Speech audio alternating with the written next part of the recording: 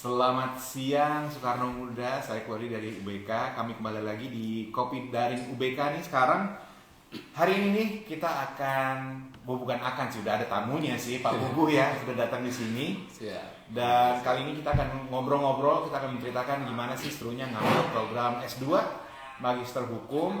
Kita akan bicara juga mengenai dalam profesi hukum, apakah S2 itu pentingkah? Dan kita akan juga membicarakan kelebihan-kelebihan dari belajar magister hukum di Universitas Bung Karno. Nah, silakan Pak. Apa kabar Pak? Baik, luar biasa Bang Cloud. Di tengah situasi yang sulit ini ya, karena COVID, Universitas Bung Karno khususnya Fakultas Hukum tetap menjalankan tugas, peran dan fungsinya menjalankan Tridharma Perguruan Tinggi. Pendidikan kita jalankan. Bahkan kami terakhir sudah menyelesaikan UTS, UAS, ujian skripsi, bahkan di S2 juga sidang proposal, sidang seminar hasil proposal dan tesisnya sudah kami jalankan. Kemudian memang ada hambatan sedikit di pengabdian masyarakat dan penelitian ya terkait COVID ini. Tapi 1-2 sudah juga berjalan. Baik, Pak. Dan itu juga tidak lepas dari dukungan dari Ketua Dewan Pembina Dr. Ramawati Soekarno Putri. Kemudian juga dukungan dari Bapak Ketua Yayasan Bapak Muhammad Mahendra SHMH beserta Ibu, juga dukungan dari Pak Rektor Dr. Bidi Suharyanto beserta ya tentu saja seluruh jajaran Sivitas Akademika Universitas Bung Karno, Bang. Jadi overall so far so good, everything was alright. Mantap. Oke, Pak, gini, kita kan banyak juga penonton Haji Live kita itu orang-orang yang tidak kuliah di UBK gitu ya. Siap. Mungkin belum kenal struktur UBK siapa aja gitu ya. Nah, mungkin Bapak mau ceritakan, Bapak ini siapa sih sebenarnya? Who are you? Pertanyaan itu kayak judul film tuh. Oke. Jackie Chan ya? Ya Jackie Chan. Aduh, ini jadi promosi Jackie Chan. Yang pasti aku tanpamu butiran debu, Mas. Aku bukan apa-apa, aku bukan siapa-siapa. Jadi belajar S2 hukum nanti bisa ini ya, bisa apa namanya? Sweet talk. Sweet talk. Memang juga ini ya, profesi hukum kan lawyer kan memang harus jago ngomong. Harus pandai mengungkapkan perasaan, mengungkapkan keinginan, mengungkapkan tujuan, maksud dan tujuan. Nah, ini contoh yang baik sekali. Makanya itu UBK lah ya. Iya. Balik ke pertanyaan tadi. Betul. Siapa saya? Ya. Waduh. Teman-teman sahabat UBK, saya dipercaya oleh pimpinan UBK untuk menjalankan tugas sebagai dekan di Fakultas Hukum. Kemudian sekaligus pengajar juga di Fakultas Hukum di beberapa mata kuliah sebelumnya ya. Kemudian saya juga pengajar di program magister ilmu hukum di Universitas Bung Karno. Dikit aja ya Mas ya, nanti kalau banyak-banyak, wah kalau mau banyak daftar ke UBK, daftar S1, S2, ketemu saya baru kita diskusikan siapa saya, bagaimana saya. Pokoknya aku adalah insan UBK. Nanti dikasih autobiografinya ya. Siap. Gitu Pak ya. Nah, ini nih satu pertanyaan penting. Kenapa? Karena banyak orang yang berpendapat bahwa gue S1 cukup, ya kan? Ada lagi orang yang berpendapat bahwa sayang kalau bisa S2 kenapa nggak S2 sekalian, ya kan? Siap. Jadi sebenarnya gimana sih Pak? Terutama kalau kita bicara hukum ya, untuk orang yang akan berprofesi dalam bidang hukum, sepenting apakah si gelar S2 ini gitu Pak? Baik, siap. Ini pertanyaan yang bagus, sekaligus sulit. Juga sebenarnya ada banyak pertanyaan di situ, gitu. Kayak sebenarnya penting nggak sih lanjut S2 gitu. Terus profesi saya nanti terdukung, disupport nggak dengan ilmu yang ada kan gitu kan. Nah, saya mau mengutip sedikit ajarannya Bung Karno, kata-kata bijaknya Bung Karno bahwa kalau bermimpi itu mimpilah setinggi langit. Jika engkau jatuh, engkau akan jatuh di antara bintang-bintang. Itu termasuk dalam hal pendidikan. Bung Karno mau bilang, cita-cita itu harus tinggi langit, harus setinggi-tingginya. Kita harus upaya keras, harus maksimal. Nah, terkait profesi hukum, terkait apakah kita perlu S1 atau S2, itu kembali pertama kepada personalnya dulu. Apakah dia berminat melanjutkan sekolahnya di bidang hukum? Apakah dia berminat masuk ke profesi hukum misalnya gitu. Karena saya ambil contoh sedikit saja, seperti seorang advokat itu undang-undangnya dengan jelas dan tegas mensyaratkan bahwa untuk menjadi seorang advokat itu harus sarjana hukum Indonesia. Ya tentu turunannya akan banyak, sarjana hukum Indonesia itu apa aja sih isinya, siapa saja gitu. Tapi secara umum sarjana hukum. Itu pertama. Nah, kembali ke pertanyaan yang berikutnya bahwa emang penting Pak ngelanjutin lagi. Nah, penting atau tidaknya sekali lagi kembali ke personalnya, keinginannya, kebutuhannya, juga ada profesi-profesi tertentu Mas yang memang mengharuskan standarnya S2. Seperti apa itu Pak? Oh baik, jadi ada yang saya tahu ada seorang dosen. Oke. Undang-undang pendidikan tinggi itu menyatakan bahwa seorang dosen itu sekurang-kurangnya harus seorang magister S2. Oke. Gitu untuk mengajar. Kedua, seorang notaris di Undang-Undang Jabatan Notaris menyebutkan, dengan di perubahannya juga menyebutkan bahwa seorang notaris itu harus magister penotariatan, artinya harus S2. Kemudian seorang psikolog. Nah, psikolog itu kalau mau jadi psikolog praktek itu harus S2. Saya nggak tahu ada profesi lain atau enggak, tapi sepanjang yang saya tahu baru 3 profesi yang harus S2. Tapi untuk teman-teman yang mau lanjut S2, saya rasa itu penting dan perlu. Oke. Penting dan perlu. Kira-kira secara kelebihan ya mungkin benefitnya itu apa sih Pak kalau kita mendapatkan dari S2 itu gitu? Baik. Untuk bicara secara profesi Pak ya. Secara profesi. Baik. Teman-teman sekalian, sebagai seorang advokat misalnya gitu ya, memang undang-undang mensyaratkan Anda hanya cukup sarjana hukum saja. Tapi secara keilmuan, dan ini terbukti ya, banyak advokat-advokat senior mungkin bahkan mengambil gelar sampai doktor, bahkan untuk jabatan fungsional, jabatan akademiknya, bahkan ada yang sudah mencapai profesor juga, guru besar ya. Nah itu kan luar biasa. Artinya apa? Bahwa kebutuhan sebuah profesi itu juga ditunjang oleh keilmuannya. Kalau kita kuliah lagi kan kita diupdate lagi ilmunya, pemahamannya, wawasannya, plus nanti teman-temannya akan semakin luas. Jadi networkingnya juga semakin banyak. Betul, apalagi networking di mana yang kira-kira mereka tuh profesi ketahuan sama lah gitu ya. Betul. Dan lingkup yang sama gitu Betul. Pak ya. Nah kan kata orang bijak pernah bilang katanya, you are who your friends. You are who your 5 friends. 5 friends. Apalagi 5 ya. tuh kan ada 5-nya lagi. Apalagi 5. Jadi bahwa Anda bisa jadi karir Anda nanti ditentukan oleh teman Anda. Rezeki Anda bisa jadi kayak profesi-profesi tertentu itu kadang-kadang word of mouth kan. Itu kan dari teman ke teman, mulut ke mulut. Saya punya teman nih. Saya ngasih contoh, maaf ya teman-teman, bukan karena saya terobsesi jadi advokat atau saya terlalu mengagungkan advokat, tidak ya. Paling gampang dan banyak. Ini kan profesi yang lagi moncer nih belakangan ini nih. Jadi paling gampang itu bahwa seorang advokat itu kalau temennya banyak, tentu ya itu tadi perkara akan banyak, terus pergaulannya juga luas. Mungkin teman-teman udah lihat bahkan ada seorang advokat senior yang bahkan bisa jadi YouTuber ya Bang. Udah lupa kayak dengan kerjaan advokatnya tuh. Itu karena mereka temannya banyak. Ini loh, ya. Yang ini loh. Gitu. Maaf Bang, ampun ya Bang. Bang Cloud namanya. Opung boru saya satu marga kok. Siap, aman ya. Walaupun nggak saudaraan. Gitu. Saya kenal baik sama beliau Bang. Oh gitu. Saya kenal baik tapi beliau nggak kenal saya. Itu bedanya. Berarti saya mengidolakan beliau. Asik. Ya Bang. Oke Bang. Kira-kira itu sih. Jadi memang penting juga kita kuliah lagi. Satu, menambah wawasan. Yaitu tadi kan kompetensi seseorang itu ditentukan oleh knowledge-nya. Kemudian skill-nya plus attitude-nya. Itulah yang namanya nanti kompetensi itu gitu. Jadi lanjut S2 menurut saya itu perlu dan penting sebetulnya. Tapi kembali lagi kepada teman-teman tadi. Apakah mereka berkeinginan atau ingin, kan kadang-kadang ada yang merasa sudah cukup. Kalau merasa cukup itu kan udah ceritanya beda ya Bang ya gitu. Betul. Nah ini pertanyaan bagus juga nih buat teman-teman yang baru lulus atau akan lulus nih bentar lagi akhir tahun ini. Sebenarnya kita ngambil S2 itu harus langsung atau kayak kerja dulu apa gimana dulu? Nah ini sebenarnya pertanyaan mirip nih, jawabannya juga mirip. Kalau saya lulus S1, apakah sebaiknya saya langsung ambil atau saya kerja dulu? Nah, Napoleon pernah bilang Bang, bahwa amatir dulu. Amatir discuss tactics, but profesional discuss logistik. Nah, ya kan? Kalau teman-teman yang fresh graduate, kemudian kondisi keuangannya cukup baik gitu ya. Kalau menurut saya, kalian harus langsung ambil lagi. Langsung ambil S2. Supaya semangatnya masih membara, logistik masih cukup, keilmuannya makin tinggi. Percayalah, semakin tinggi keilmuannya, semakin tinggi gelarnya. Kalau yang dia bilang nanti saya telat dong cari kerja. Kalau orang cari kerja, Anda akan dicari pekerjaan, Bang. Gitu. Nah, kembali ke teman-teman tadi. Gimana kalau harus kerja dulu? Enggak apa-apa. Itu juga bagus. Karena nanti ilmu yang ada yang sudah didapat diaplikasikan dulu.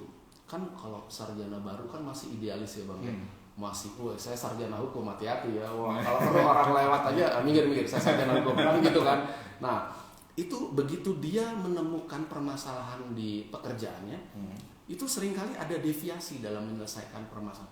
Kok waktu di kuliah ilmunya kok beda ya sama aplikasinya ya? Kok nggak sama ya, kok gitu. Nah, benturan-benturan seperti ini itu yang akan mengasah dia dalam pekerjaannya, gitu. Bagaimana dia bisa menyelesaikan permasalahan dengan ilmu yang ada. Itu baik juga. Plus tadi kan dia bisa nabung dulu, dia bisa bersosialisasi dulu, refreshing dulu lah Bang. Refreshing dulu. Cuma ini bahayanya nih, ini pengalaman pribadi sebenarnya. Okay. Kalau kita begitu selesai kuliah terus kita kerja, kan dapat duit, itu kadang-kadang suka lupa teman-teman kembali ke kampus. Itu tolong ya, kalau itu terjadi, lihatlah pada para senior yang sudah lebih dahulu melakukan. Jangan pernah berhenti. Belajar tuh jangan pernah berhenti. Nah, tetap harus. Saya punya solusi berarti untuk itu. Siap. Gimana? Nah, kalau yang baru lulus SMA, ya nggak, mau masuk kuliah, bisa aja ngambil kelas karyawan atau kelas sore. Ya kan? Jadi sambil kuliah, sambil kerja, begitu lulus, punya deh tabungan untuk langsung lanjut S2, ya nggak Pak? Nah, ini kabar gembira buat teman-teman yang mau memilih lulus sekolah langsung kuliah S1 misalnya. Di UBK kami memfasilitasi, ada program reguler yang kuliahnya setiap hari dari Senin sampai Jumat, bahkan mungkin kadang-kadang ada sampai Sabtu Bang, dari pagi sampai sore. Nah, untuk teman-teman yang sudah bekerja juga jangan khawatir kalau tiba-tiba begitu kerja, aduh kok saya ilmunya kurang, pengen ngambil kuliah hukum. Silakan, kami juga akomodir, baik teman-teman yang fresh graduate atau teman-teman yang memang sudah bekerja atau sedang bekerja. Oke Pak, tadi sepertinya ada gangguan, mungkin Bapak boleh ulangin sedikit bagian yang ini. Baik. Oh ya, yang teman-teman yang masih baru lulus nih, mau lanjut, teman-teman bisa ambil kelas reguler yang dilakukan kuliah dari pagi sampai sore, mulai sekitar jam 8 sampai sore hari, tergantung pilihan yang diambil mata kuliahnya. Kemudian ada juga kelas untuk teman-teman yang lebih memilih bekerja dulu tapi tiba-tiba pengen kuliah. Nah, itu kita akomodir juga dengan kelas karyawan. Atau kalau orang bilang, dia bilang kelas karyawan, kelas malam, kita bilang kelas karyawan ya. Itu sore sampai malam hari kita akomodir. Itu kita juga punya. Jadi apapun kebutuhan teman-teman untuk studi lanjut di UBK. Betul sekali. Nah, satu juga nih Pak. Banyak orang yang pasti kan kayak merasa pas dia kuliah ambil S1 misalkan diambil manajemen, di saya gitu. Betul. Ya. Ambil manajemen, pas lulus S1 penasaran sama hukum, ya kan? Betul. Nah, untuk orang-orang yang punya sarjana bukan SH gitu ya, SE atau apapun, misalkan dia masuk ke S2-nya magister hukum, bisa nggak sih Pak? Nah, baik. Ini pertanyaan bagus. Bang Cloud, dalam dunia pekerjaan nih, tentu permasalahan hukum itu selalu ada, apapun bidang yang kita tekuni. Nah, untuk teman-teman yang tidak berlatar belakang hukum, program Magister Hukum UBK akan mengakomodir teman-teman tetap bisa ambil magister itu, tapi nanti kita ada kelas yang namanya kelas untuk adaptasi, namanya matrikulasi. Betul, itu dasar-dasar ilmu hukum. Jadi teman-teman nggak usah khawatir. Dan memang di dalam dunia kerja bahkan teman-teman tuh harus bersinggungan. Ya mudah-mudahan nggak berurusan sama hukum ya. Kalau ngambil program magister hukum diharapkan mampu menyelesaikan masalah, setidak-tidaknya sebelum ada masalah bisa mengantisipasi. Gitu. Contohnya nih, kan kalau kita bicara hutang piutang nih di kantor ada orang hutang atau kita yang mungkin berhutang pinjam ke bank. Kalau dulu kan kita taunya wah paling ntar wan prestasi nanti paling disita. Hati-hati, kalau sekarang ada yang namanya kepailitan ya sejak beberapa tahun ini. Itu harus, kalau orang dipilot kan Bang, itu resikonya macam-macam tuh. Selain asetnya disita dengan syarat dan ketentuan yang tertentu mestinya. Tapi setidaknya kalau teman-teman masuk di program magister, terutama kalau di kami ada program magister hukum bisnis, itu kita akan ajarkan. Kita akan kasih tahu trik and tipsnya gitu. Gitu ya Pak. Ya, jadi kita kembali lagi. Misalkan kita ambil contoh seseorang yang lulusannya sarjana ekonomi. Jadi benefitnya belajar S2 itu adalah? Ya, artinya dia akan kita contohnya ini ya, sarjana ekonomi yang masuk ke magister hukum. Hukum, betul. Artinya dia akan bisa menguasai dan memahami teori-teori dan ilmu hukum yang bersinggungan dengan ilmu ekonominya. Misalnya dia akan bicara tentang hukum ekonomi, pembangunan ekonomi ada. Dia akan bicara tentang bagaimana seorang sarjana ekonomi itu memperluas wawasannya terkait permasalahan-permasalahan hukum yang ada. Itu. Nah, tapi tadi ada yang disebut matrikulasi. Teman-teman hanya sebagai contoh saja, di program kami ada beberapa dengan latar belakang yang berbeda-beda, Mas. Ada yang dari dokter bahkan. Oh ya? Ada yang dari dokter. Ada yang dari, kalau profesi ada dokter, ada aparat TNI, Polri, itu juga ada. Kemudian ada teman-teman yang dari profesi akuntan, itu juga ada gitu ya. Karena mereka ingin tadi memperluas wawasan plus menambah jaringan. Gitu. Jejaring itu penting, sekali lagi penting, dan kuliah itu salah satu cara mendapatkan jejaring. Karena kalau di magister kan mungkin levelnya sudah berbeda ya. Artinya sudah orang-orang yang memang matang gitu ya. Ya beberapa ada fresh graduate, tapi jadi akan menyesuaikan, akan jadi ya terangkat lah setidaknya. Karena secara prinsip kan berarti dengan level yang lebih tinggi hireability.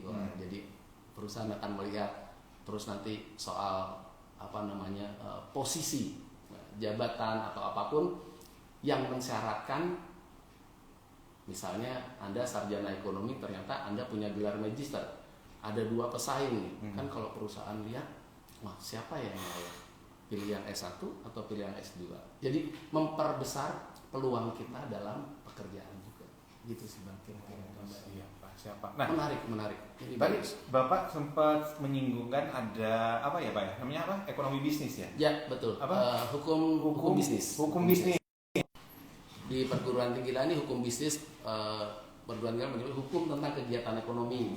Ada yang bilang hukum tentang praktek bisnis. Nah itu macam-macam ya. Nanti kita bilangnya hukum bisnis. Ya, sebenarnya sih saya tahu ya. Tapi kan ini interview wawancara, jadi saya belakang tahu. Jadi betul. Karena juga wawancara kita harus bersikap dan mewawancarai orang supaya kita bisa membuka. Betul. Konsentrasi di S2 itu apa aja sih Pak di magister hukum? Oke, baik. Buat teman-teman yang berminat di bidang misalnya pemerintahan, politik, bicara tentang pemilu dan problematikanya, itu kita punya hukum tata negara. Bicara konstitusi juga ya, kita punya hukum tata negara, Bang. Untuk teman-teman yang berminat di bidang pidana atau mungkin teman-teman punya latar belakang jaksa atau polisi, atau mungkin pengen jadi jaksa, pengen jadi polisi, hukum pidana mungkin cocok gitu karena mereka di penindakan. Kemudian ada juga satu lagi hukum bisnis. Nah, ini menurut saya paling menarik gitu. Karena di situ kita akan bicara tentang bagaimana sih yang disebut hak atas kekayaan intelektual. Tadi saya bicara sedikit soal kepailitan. Di situ tuh akan disinggung juga tentang hukum kepailitan. Dan pengajar-pengajar yang ada di kami juga itu rata-rata adalah praktisi di bidangnya. Jadi cukup mumpuni, Bang. Dan orangnya asik-asik. Wah, asik. Seperti Pak Gugu ya, asik. Itu dia. Tapi nggak terlalu asik. Ada pakemnya. Ada pakemnya, betul. Iya. Bapak, sebelum kita melanjut. Oh iya betul. Minuman Bapak itu masih penuh, saya nggak enak jadinya. Teman-teman jangan lupa ini muknya saja UBK. Nah, ini bisa jadi souvenir juga nanti. Boleh saya bawa pulang ya, Mas? Nggak boleh. Boleh dong, Pak. Siap. Nah, tadi kan Mas, kita tuh menyinggung konsentrasi yang ada di Magister Hukum UBK, Pak ya. Nah, dari Magister Hukum UBK, apa sih poin-poin yang membedakan S2 kita sama program-program magister di tempat lain istilahnya gitu? Oke, baik. Secara umum bahwa kita punya pengajar-pengajarnya kan kalau bicara kuliah tuh 3 hal doang kan kita bahas. Satu, mata kuliahnya enak nggak sih? Nah. Kedua, dosennya enak dan asik-asik nggak sih? Kan gitu kan. Killer nggak sih gitu. Bahkan ada istilah baru nih, kemarin saya baru dengar, ada dosen killer merangkap monster. Wah saya bilang ini soal perspektif nih sebetulnya. Jadi sebetulnya nggak ada, dosen tuh semua baik-baik gitu. Tinggal mungkin cara pendekatannya. Betul. Jadi tergantung mahasiswanya, tergantung dosen dan mata kuliahnya tadi pilihannya. Nah, bagus tidaknya, baik tidaknya tadi ya kalau nggak salah ya. Nah, itu tergantung dari cara teman-teman menyikapi saja sebetulnya. Nah, kalau di hukum bisnis kan tadi saya bilang bahwa kita banyak praktisi. Di tata negara juga rata-rata kami praktisinya banyak. Bahkan ada mantan anggota legislatif, ada mungkin anggota parpol tadinya berarti ya. Kemudian ada praktisi di Bawaslu ya, Badan Pengawas Pemilu sempat gitu. Jadi memang benar orang-orang yang menguasai bidangnya gitu. Nah, tadi pertanyaannya tentang keunggulan.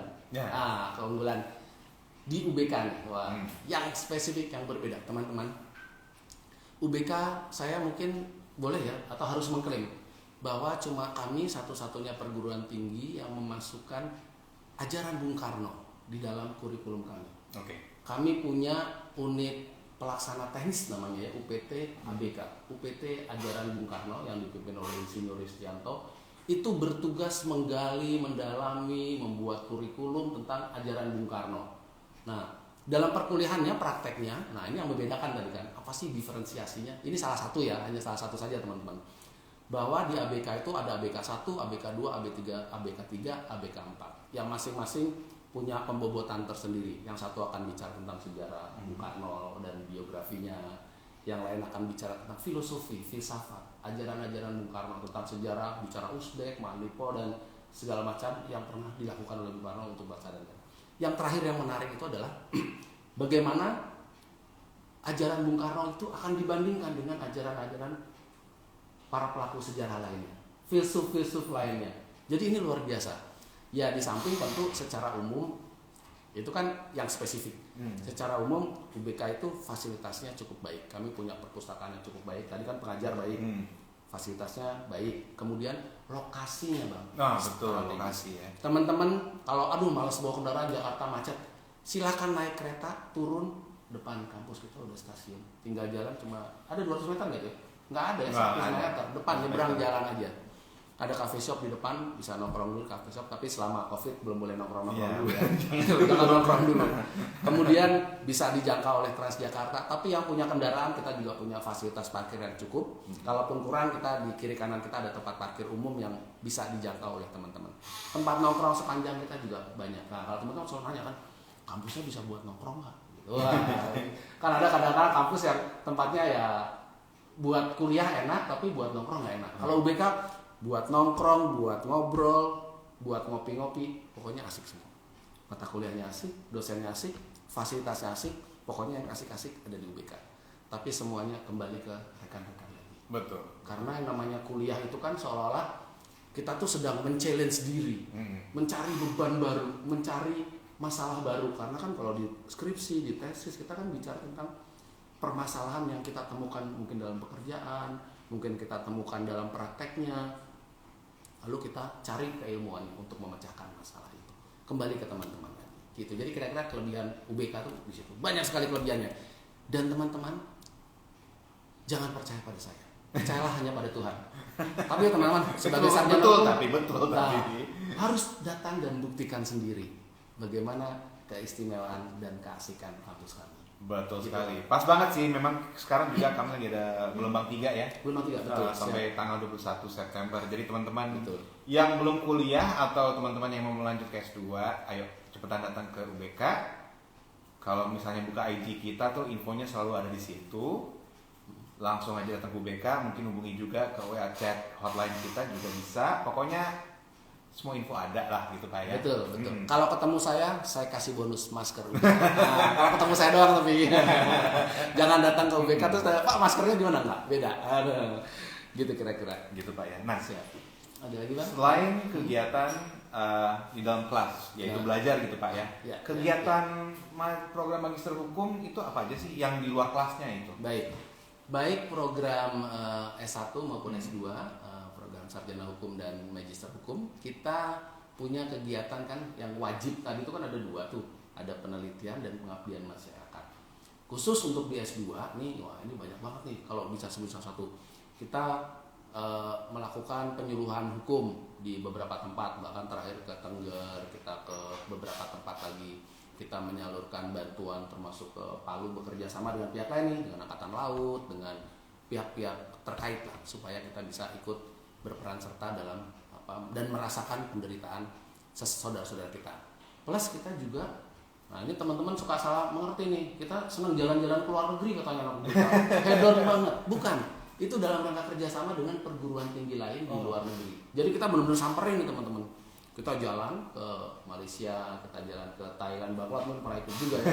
Kita ke Thammasat University, kita rencana tuh ke Mahidol ya, tapi kemudian ada kendala teknis di sana waktu itu. Tapi kerjasamanya terus kita lakukan. Termasuk salah satunya itu yang menyumbang buat sesama itu donor darah.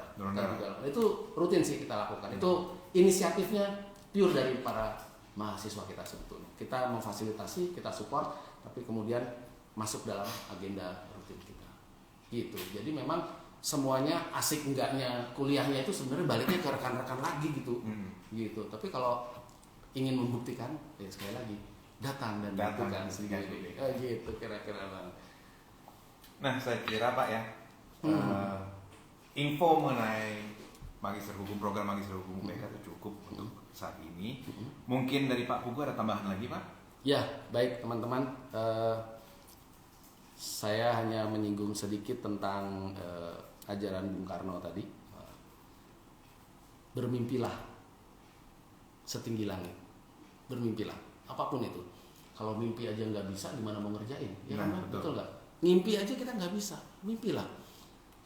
Kalaupun kau akan jatuh di antara para bintang-bintang. Gitu. Jadi artinya sejatuh-jatuhnya kita kalau kita punya cita-cita.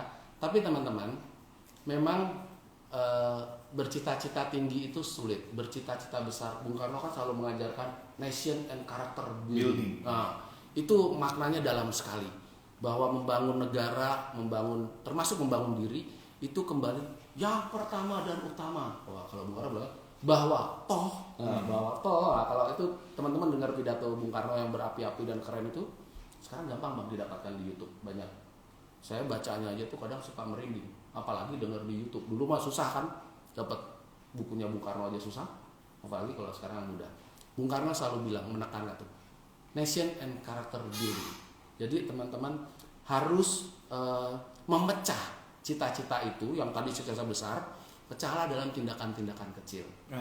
Luar biasa. Melangkahlah dulu pertama, datang, daftar dulu, atau datang lihat dulu, nongkrong dulu. Jangan lihat ceritanya, dengar promosinya, tapi tidak ada realisasinya. Jangan. Lakukan saja langkah pertama, condongkan badanmu ke sana, maka bantuan akan datang, semangat akan datang, teman-teman akan datang. Einstein pernah bilang katanya Bang, bahwa hal tersulit sekalipun dalam hidup itu bisa kita selesaikan kalau diulang. Repetisi, betul. Allah bisa karena biasa. Jalan, lakukan, langkahkan kakimu, udah semuanya akan gelinding sendiri gitu. Buat teman-teman yang mungkin merasa, aduh S2 susah lah, berat lah, tadi S1 cukup, enggak. Di era kompetisi, era globalisasi sekarang, bahwa tadi mengembangkan diri itu adalah udah bukan keinginan lagi, tuntutan zaman itu udah kebutuhan. Udah nggak model sekarang teman-teman cari kerjaan, tapi zamannya sekarang kerjaan akan mencari orang-orang yang cocok, yang tepat untuk posisi itu. Nah, kami harapkan dan kami berusaha di program Magister maupun di Fakultas Hukum, kami akan membentuk orang-orang yang punya wawasan yang luas dan punya karakter sesuai ajaran Bung Karno yang masih relevan hingga saat ini. Kira-kira itu pesan saya. Betul. Mantap, luar biasa. Pak Pugu, terima kasih untuk waktunya. Waduh, terima kasih banget. Iya, saya pengen ngobrol lebih panjang lagi padahal. Materi saya masih banyak nih. Silakan. 2 SKS. Ini baru 1 SKS. Selama kita belum kena batas waktu Instagram, silakan. Oke, saya rasa cukup. Terima kasih teman-teman. Sekali lagi apabila ada kekeliruan, ada kesalahan, mohon maaf. Tapi kami juga akan menyambut kedatangan teman-teman untuk hadir sebelum September ya. September sebelum September berakhir, teman-teman yang mau daftar masih punya kesempatan bergabung bersama kami. Kami nggak janji banyak, tapi kami akan berjanji melakukan yang terbanyak dan terbaik buat teman-teman. Amin, luar biasa sekali ya. Sekali lagi teman-teman yang belum terdaftar di UBK, di program sarjana maupun magister, jangan lupa guys, kami lagi membuka pendaftaran gelombang ketiga sampai tanggal 21 September. Jadi kalau pengen tahu lebih banyak tentang UBK, ya sekarang lagi nonton channelnya kan, lagi nonton IG-nya, DM aja, komen aja, lihat story, hubungi kita, pasti akan terjawab. Oke guys?